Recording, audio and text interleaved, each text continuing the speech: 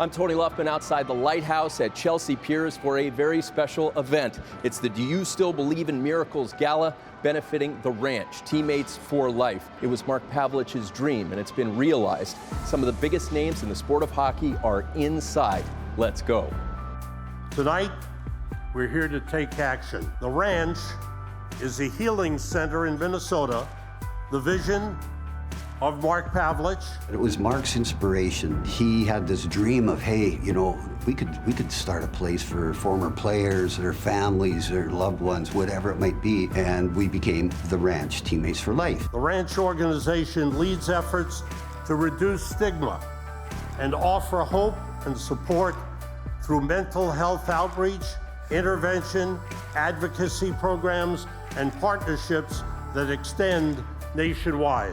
Obviously, we want to raise money, but even more importantly, we want to raise awareness. Mental health or mental wellness, every one of us knows some people that are struggling. Supporting the Ranch is great, and doing it in the context of honoring the 80 team and their miracle. The 1980 team has been unbelievable with us from day one.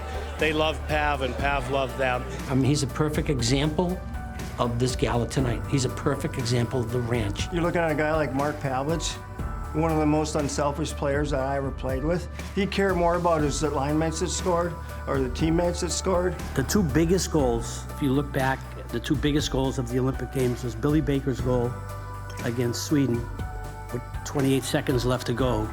And obviously, you know, my goal against the Soviets. But the guy who made both passes was Mark Pavlich. I don't know if anybody ever knew that. The two biggest goals in the Olympic Games were scored because that man made the pass to somebody who was able to do that.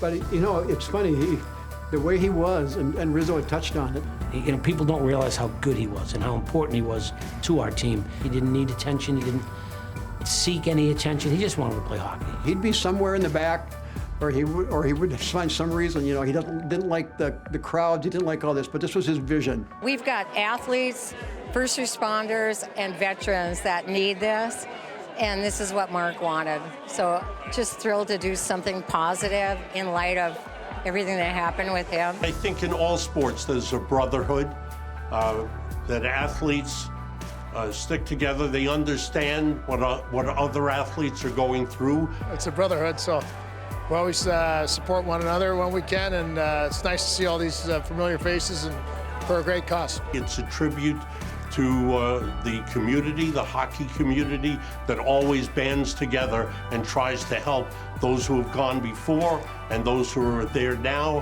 and those who will come later. They're so caring, they're so generous. It's a wonderful, wonderful community. It says a lot about our sport, right? It was a family, and I think their support of each other is evident throughout the years and continues tonight. After Pav's passing, to know that his team rallied around the Ranch and to help, he would be so proud of these guys. And this is what he could see.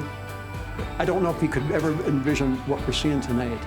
I think that's tremendous, just tremendous. We all struggle. It's to what degree? And some of us go pretty dark. And if you can share that and understand that you're not alone. You think you're alone? No, you're not alone.